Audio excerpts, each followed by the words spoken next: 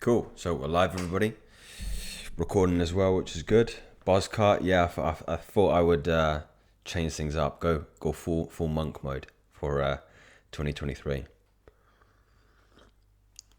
What's your guys' experience with monk mode? Has that been an option for you? Is that something that you've exercised before? Did you find any benefits?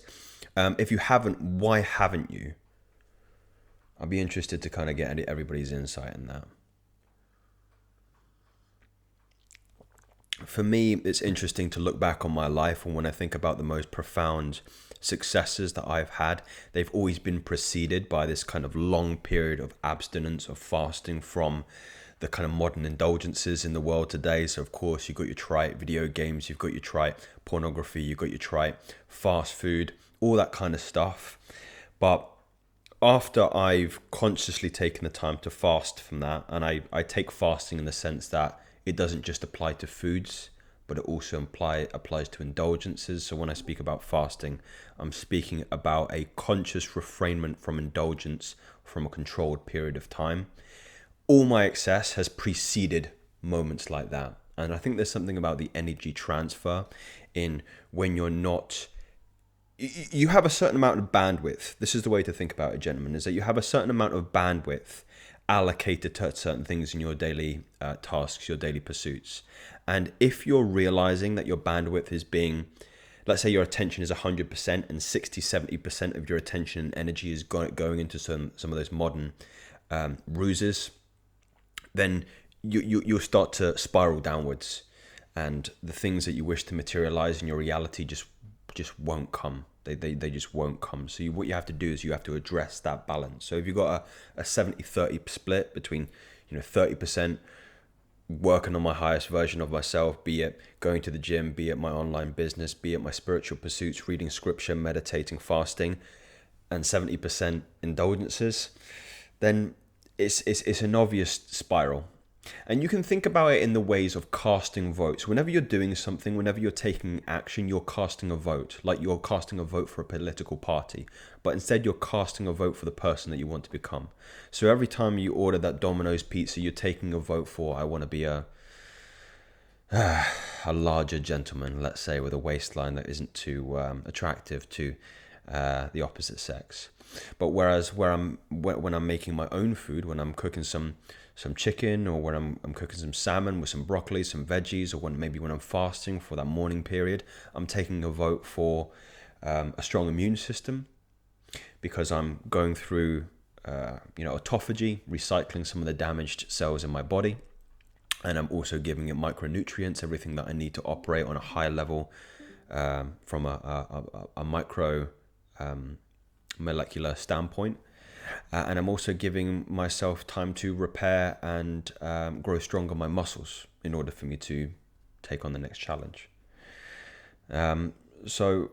There's great inordinate utility to just casting votes in respects to the person that you want to become. What I used to do was I used to take a journal. It was in one of my old journals, but I would take a journal and I would write down on one side of the page, let's say the average version of me, and on the right hand side of the page, the best version of me. And I would put habits like go to the gym, meditate for 20 minutes. And no day's perfect, but you want to cast votes in each of the columns. And I would look at my book at the end of the day and see, right, on this side of the page, I've got more votes casted for the man that I want to become, as opposed to the man that I am now, or the average version of me. So you're just casting votes every single day. You're casting a vote right now, watching this video. You're casting a vote to hopefully getting some valuable content, hopefully getting some valuable information that is going to actualize the highest version of yourself, be it spiritually, be it fitness-wise, be it mentally, be it in any of the other umbrella terms that contributes to the highest version of yourself. So again, really, really powerful tool. If anybody else has any other insights on monk mode, fasting, do feel free to put them in the lounge chat so I can kind of see, and any other questions in the chat as well, because I'm going to be expanding on some of the points today.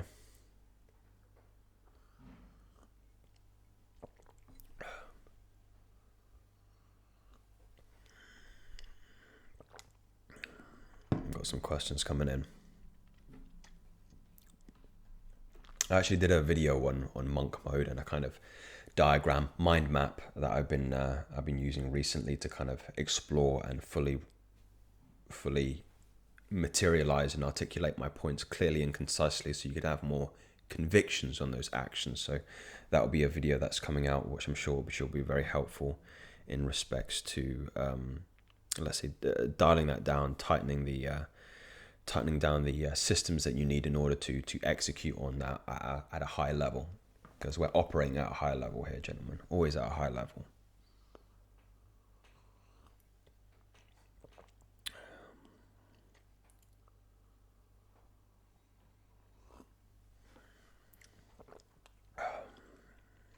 Maybe we'll talk a little bit about AI as well. It's a very, very hot topic at the moment, AI. I feel like it's going to be scary for some people to contend with. Genuinely, I don't like being a pessimist, but it's hard to see. It's going to be interesting to see what happens over the next decade or so. Let me know what your thoughts, everybody else, is on AI. If you've used AI yet, if you've used some of the tools like ChatGPT, if you use some of the tools like Quillbot, I'm sure everybody's familiar with the AI art that's been circulating in every single nook and cranny of the internet as well. It's funny, we said AI will replace the more mundane jobs and it will free up our time to do more creative pursuits like art. They can fucking make art as well. They can create art as well.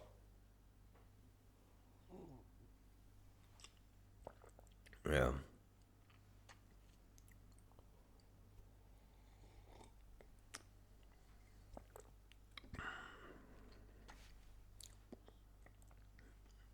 Benz has been typing for like 5 minutes. We're going to get an essay from Benz.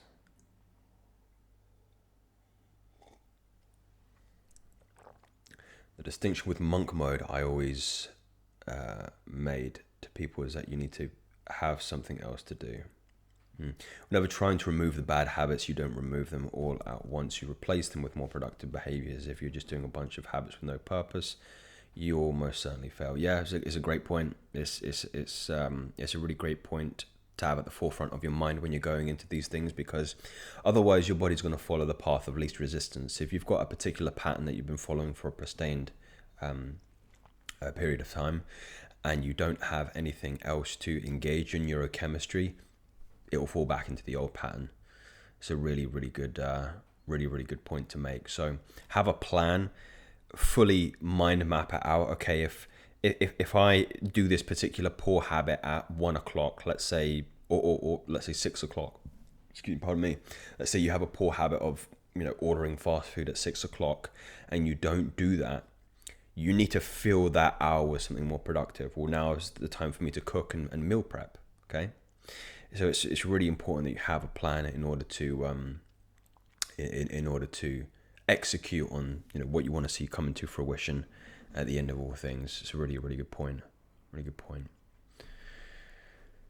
Kirsch, I found tracking is the only way to begin to become conscious of our actions until it becomes second nature. Yeah. A lot of people think that their brain is for having ideas, for storing ideas rather than having ideas. So it's really important that you take note of them. And a great way to do this is either digitally or, what would you say, analog, use a pen and paper and write these things down to actually...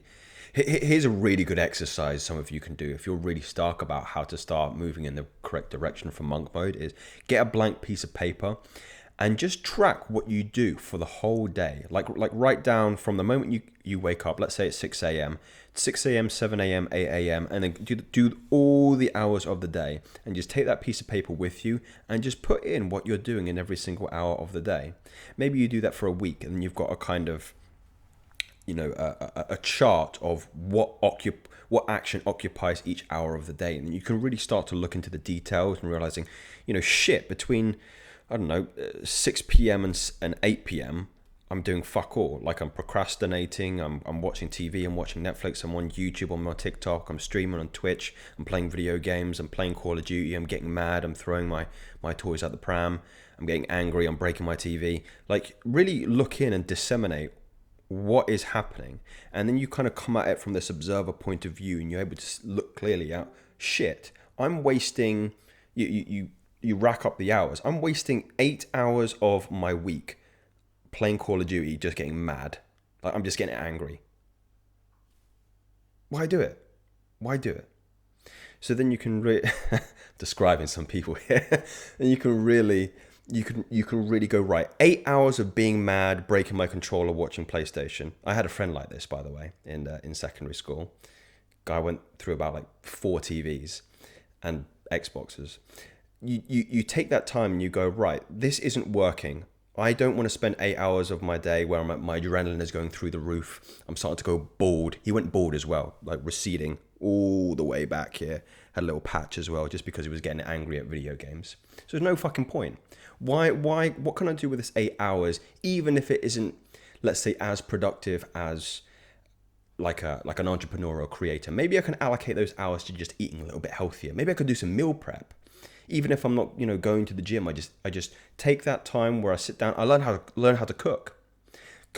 Learning how to cook is such a great skill, and it's a universal skill. It's a skill that you're never not going to be not using every single day. You always cook every single day.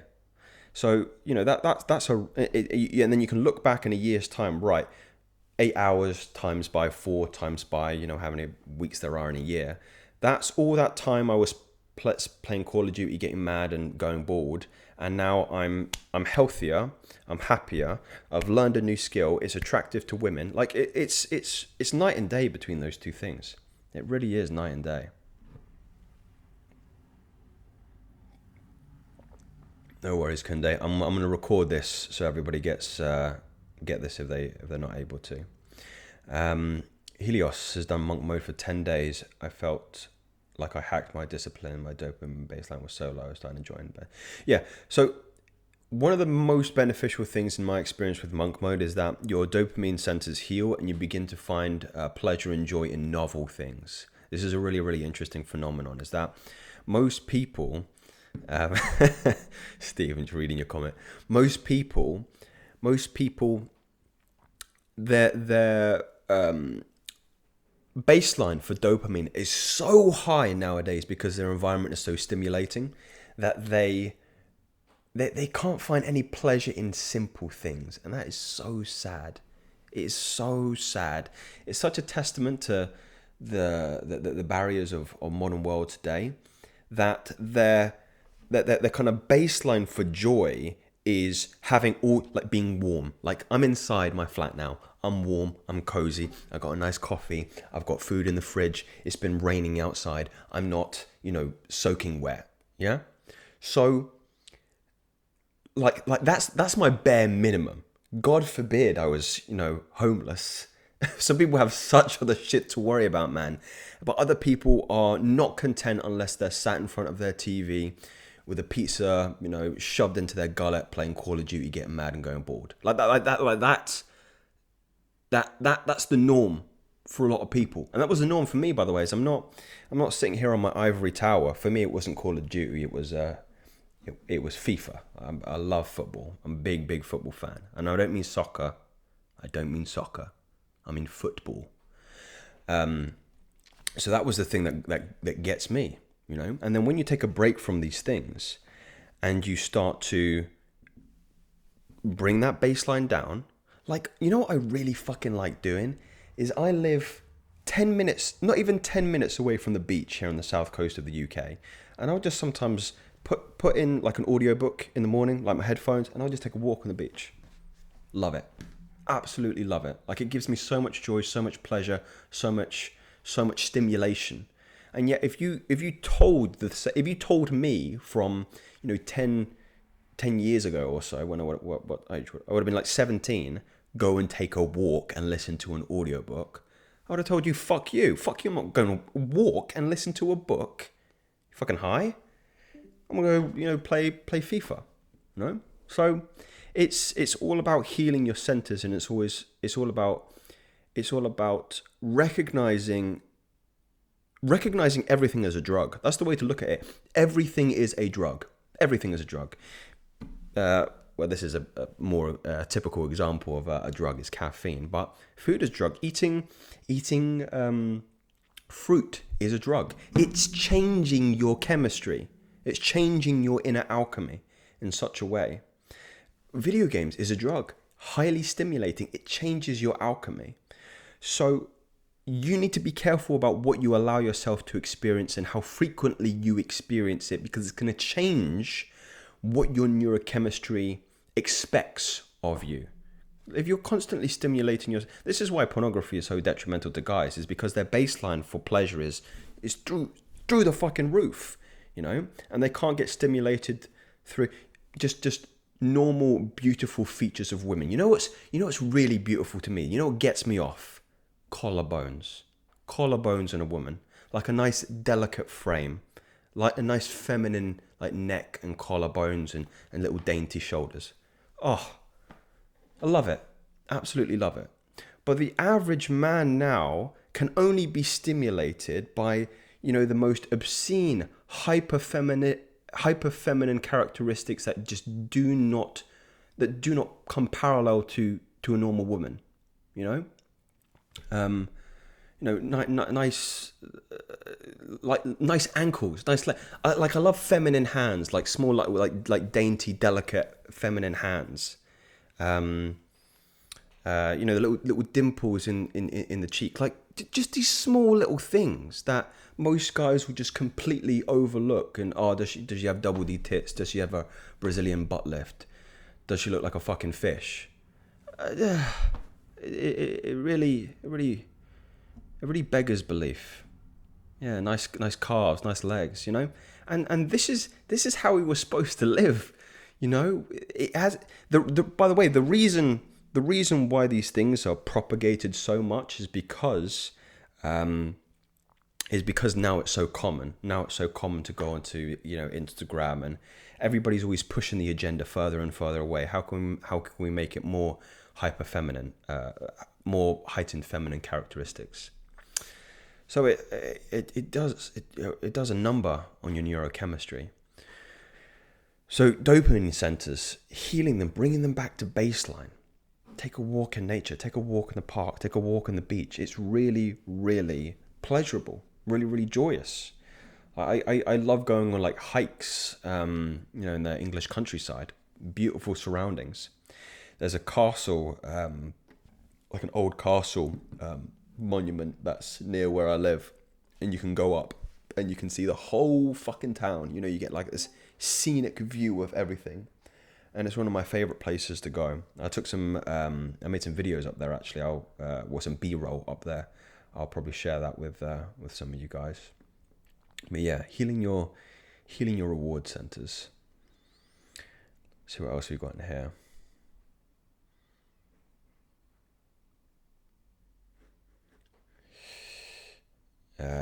Info is putting the statistics up of his YouTube watch time. Yeah, it really does a number on you when you look at how many hours you're spending behind the screen in certain apps, and it's a means for reevaluation. It truly is. Ben's, the way I see it is like a bit like fasting. Stop eating food for 3 days and see how good that plain chicken tastes. That's a great one, man. Ben's a great one. Honestly, that might be the most perfect example. You probably know people in your lives that are very fussy eaters. I hate fussy eaters. I fucking hate them. Bet money they would not be as fussy if they just did a 7-day dry fast. Like it really again puts things into perspective to how coddled we are as people. Every single basic need met, and someone is saying, "Oh, I don't like olives." Fucking eat the olive. Eat the olive. It's not going to kill you. I love olives.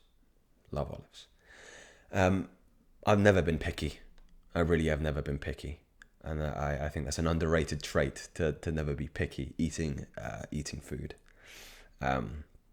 And I just think again, so it's childlike. That's the way I see it. You expect a child, like a 6-year-old or 7-year-old boy, to say, "Oh, I don't like eating this," and then when you're at a dinner party, or you're enjoying a family meal, and somebody across from you says they don't like olives, you're just like, "You twat? What you 4? You 4 or 5 years old? You mean you don't like olives?" Yeah. Anyway. Eat for purpose, not for pleasure. Yeah, yeah. That's a great. That's probably my philosophy in regards to my nutrition. It's utility, and I think if more people came with that perspective, most of their health problems would go away. Everybody always thinks that when you're eating, it should be a pleasurable experience. Sometimes it's not. Sometimes it's just for the utility. Like I think men, especially because we're more rational and logically minded. Not saying that women aren't, but typically men have that disposition towards that, is we look at what is the purpose behind why I'm eating this. So when if I'm not, exercising or doing something very intensive, I won't eat many carbohydrates because there's no need for me. I don't need the energy. If I'm going to do a big leg day, I'm going to need fuel in order to facilitate those big, powerful movements. The deadlifts, the squats, the RDLs, all of that stuff has to be fueled appropriately. So there's a purpose behind why I'm eating these carbohydrates. If I am trying to recover from that leg day, I know I'm going to need to eat nearly 180 to 200 grams of protein in that day to repair, my quads, my hamstrings, my glutes, my calves. I'm going to need to repair that. So I look at it from the purpose of utility. Where am I right now? Am I in pain? Do I need to recover? Do I need what do I need? Am I doing something later? Like here's something that I really don't understand. Is I used to coach a lot of type 2 diabetics, and one of the meals that destroys your blood sugar more than any others, and this equates to time of day as well, is spaghetti bolognese in the evening with a side of garlic bread. That meal is 90% carbohydrates, sugary shit tomato, like the one you get in a can, and then the only good part is the mince. Like that will fuck your blood sugar up so badly, and people wondering why they're getting fat. Well, what's the point? Why are you eating a meal that is 80 to 90% carbohydrates and then sitting on the couch? Like you've just ingested all of this food that is primarily used for aerobic, anaerobic exercise, and you're not doing fucking anything with it. So that is those are the parallels there between how you're using your food effectively. So couldn't agree more, Vikesh. What is the purpose? What is the purpose behind why I'm eating what I'm eating?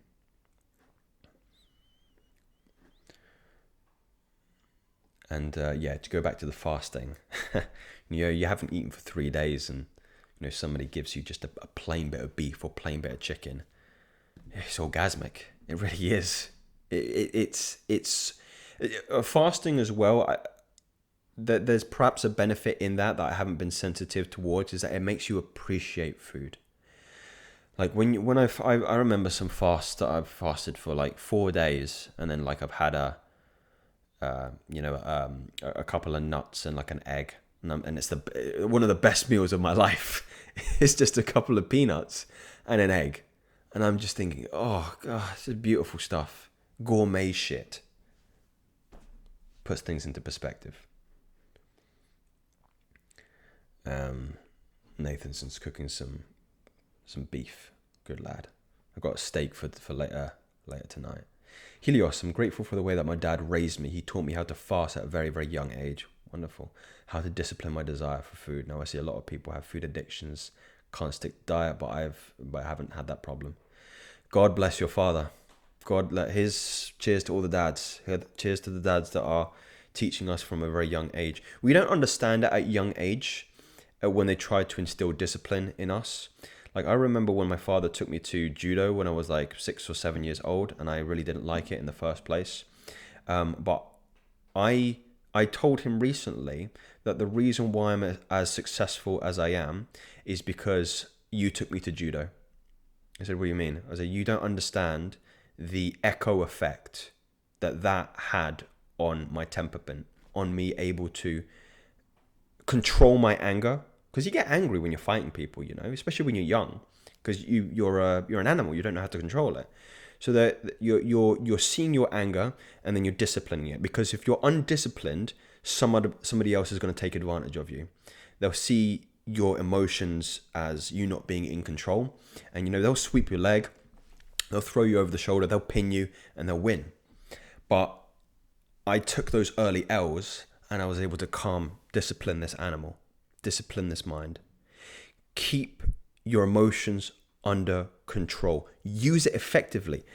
It can be of great resource to you if you know how to use anger and channel it effectively. It's transmutation of those emotions. So that's, God bless my father for taking me to judo when I was very, very early on and instilling those characteristics in me that made the man I am today. True.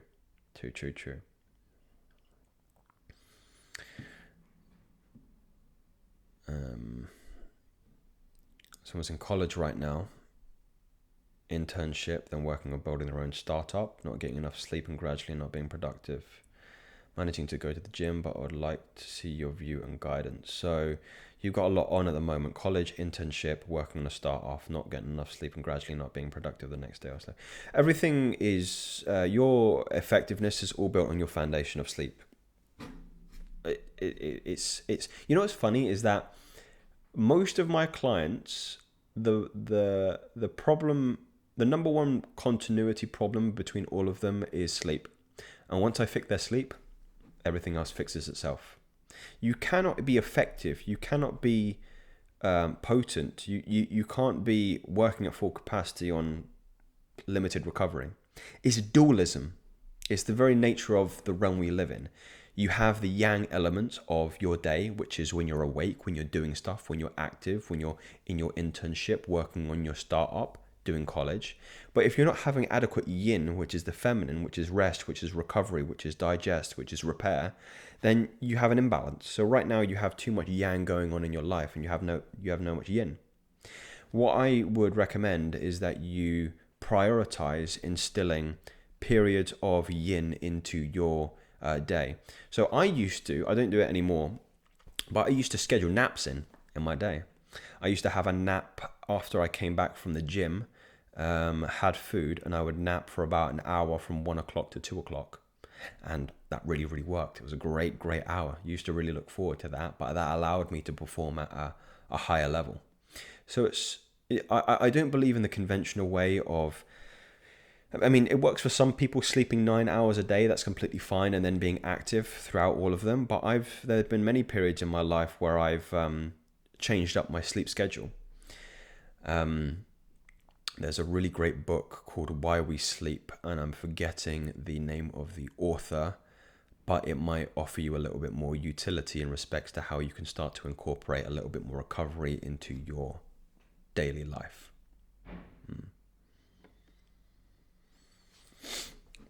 Benz has an unpopular opinion regarding YouTube. Don't think it's bad inherently. Fewer rules. No circumstances watch shorts. I agree with you there. But you should watch content in relation to your goals. Yeah, I agree. I think YouTube favors entertainment. That's unfortunately what the algorithm is geared towards. It's built to entertain you. That's why the top people on there are people like KSI and Logan Paul and other of these like video game YouTubers, which is fair enough. That's their business. That's what gets them off. That's cool. But if you're a man looking to improve yourself, then you have to culture your YouTube channel. So I have 2 YouTube channels. I have my main one, pardon me, and I have a secondary one which is procured for entertainment. So again, big football fan. I have my Sky Sports on there. I'm following my Newcastle United team. I'm watching Newcastle United podcasts and things like that. That's my pleasure, you know. But then separately, I have curated another YouTube channel, which is Masculine Theory, and all the content on there is geared towards self-improvement. It's all meditation, it's fasting, it's all the content that I like to learn and improve myself on. I don't have YouTube on my phone because it has shorts on there, and I don't like shorts. Shorts will fuck your attention span up pretty badly. Yeah.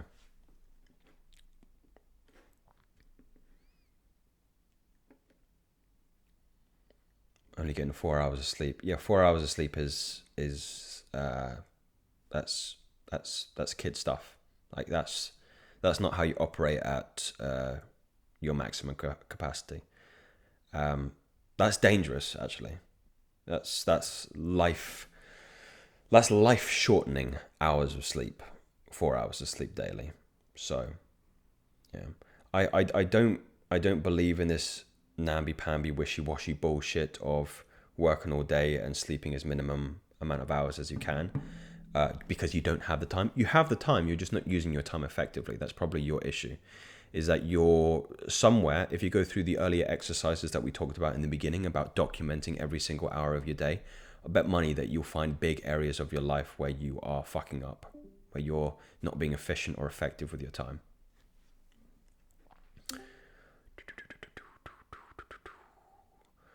Kesh wants to know about cold exposure. Cold exposure is brilliant. It's beautiful. It's majestic. It's enlightening. It's rejuvenating. It's an essential part, I think, of how to get more balance back in your life. We're a very acidic culture. Very acidic. Blood is very acidic. Cold exposure makes your blood more alkali. It readdresses the balance in your cardiovascular system. Cold exposure is I believe, paraphrasing here so I don't want to get this wrong, but I believe it's about, you only need about 10 minutes of cold exposure per week to readdress the acid alkali balance in your blood. So if you are using cold exposure for minimum 10 minutes a week, so that can be you do a cold shower for 5 minutes on Monday and a cold shower for 5 minutes on Friday, you'll readdress the balance. And you get a big dopamine spike in that as well. I don't do cold showers, I do cold dips. Again, I live 10 minutes from the ocean here in the UK, and it's very, very cold at the moment, so I go out in the morning and I go and I jump into the ocean with a couple of other maniacs, and it's great. It's great. Big dopamine rush that lasts for about 4 to 6 hours into the day after you do it. So it's it's really, really powerful. Like, it affects your happiness. Like it really has an effect on your happiness. Like, I feel the best days I have are the days where I've gone in the ocean, and it's not even close. Not even close.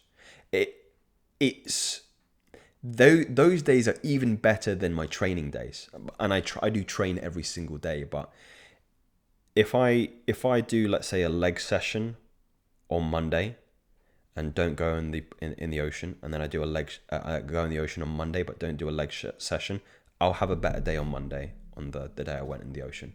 It's that profound.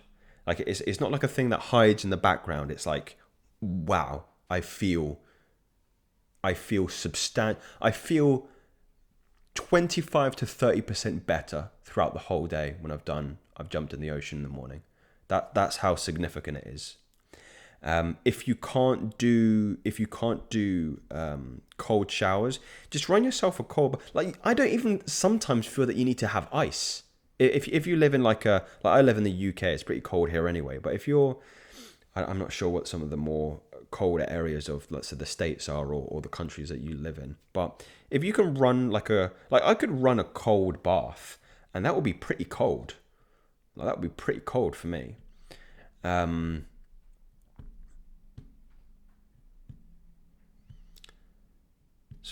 Swap can't make up his mind to hop in a cold shower. Any tips? Like I said, try a cold bath.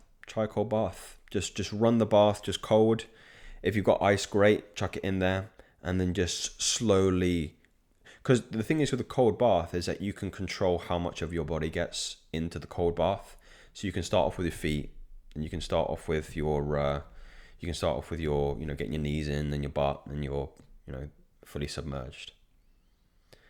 Or you could do, I can't remember the term, but there's what you can do. You can have a normal shower swap, and then at the end of the shower, start turning it colder and colder and colder. That would be a good way to get yourself acclimatized to the cold.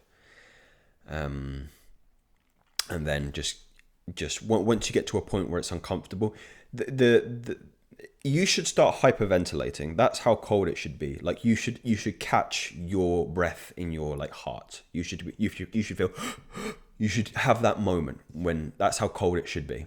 And then once you're there at that moment, breathe.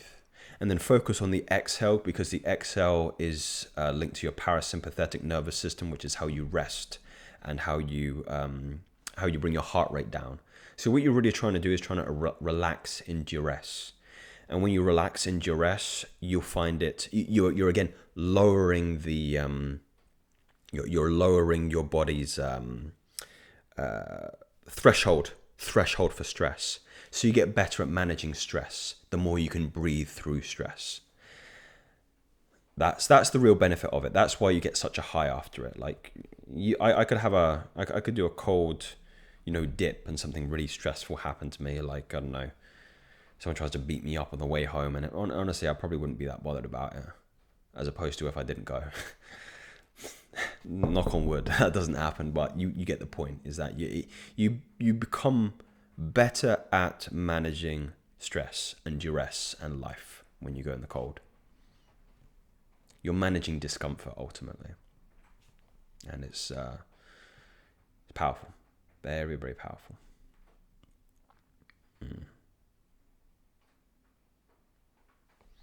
Yeah, Huberman's got some great stuff. I can't believe the kind of value that he gives out freely on his channel. Guys, he's such a servant to society and self-improvement and men. Very big fan. Probably don't listen to him as much as I should do. It's funny. I'm a clinical scientist by trade, so I actually have a lot of access to some of the journals and some of the scientific content that he speaks about. So, it's an option for me to start looking and deep diving into some of the literature, the scientific literature regarding self-improvement. But I think most of the my audience has a real affinity for the esoteric and more Eastern types of content that I produce. We're just going to finish on this final one from Ben's here, which he's sent a little essay in for me here, and then we'll kind of conclude this session, and then we'll do another one next week as well, guys. I have been sleeping on this just because my workload has been so high towards the start of the year and even the end of the year around the Christmas period. But I really enjoy these chats. I like speaking to you guys. I like giving back to you guys, and ultimately, I want to be. I want to give you as much value as I can. So Ben's is talking about going back to monk mode. As far as journaling goes, this is the best advice I ever got. Don't forget to spew your mind onto a page to identify questions to ask yourself every day. When Albert Einstein was teaching at Princeton, his colleague came into his office, finally got the courage to say, "Albert, we need to have a chat, there are problems." Albert said, "What do you mean?" while he was in, where he's knee deep in MC squared, E equals MC squared, I imagine. And they said, "Look at your students, you've asked them the same questions 2 to 3 years in a row now, Albert, they aren't passing their exams." And of course, Albert is looking at them confused. He says, "What do you mean?" And they say, "Well, if you keep asking them the same questions, the students won't learn anything. They aren't studying for the exam. You need to do something about this." Albert looked up from his desk and said, No, I'm quite sure you understand. It has nothing to do with the question. The question is fine." They were like, "What are you talking about? We don't understand." Albert explained, "It's never a question of the question. It's a question of answers that are always changing." It's pretty profound. I wonder where you got that from. I would like to know the source of that, Ben. So if you could drop the source of that down. Yeah, it's a really important point about constantly checking in with yourself and constantly being sensitive towards your emotional state is, and identifying if there is an issue. Because remember, as a preface, your brain is for having ideas, it's not for storing ideas. Journaling is a medium for which to store ideas and go through them and synthesize an answer dependent on, where you are in your life. And the answers, as Albert is saying, are always changing. Where you are is always in a constant state of flux, and if you're not factoring that into your equation, then perhaps you're not getting the outcome that you typically are looking for. And I think that is a very romantic and insightful and a very poetic end to what has been a nice little coffee chat with everybody here. Like I say, guys, I'm going to bring you something else very, very soon in the next one. Benz can't remember the book. That's no problem, Benz. I do believe you. It was very profound. So thanks for joining me, and I'm going to start raining again. I'm going to bring you something else next week live, and I'm going to upload this on Joseph Unfiltered as well, because I've been sleeping on that, and I really want to get my personal branding up. Love you too, guys. God bless. Be present with your day, and take what's valuable, discard which is not. Speak soon.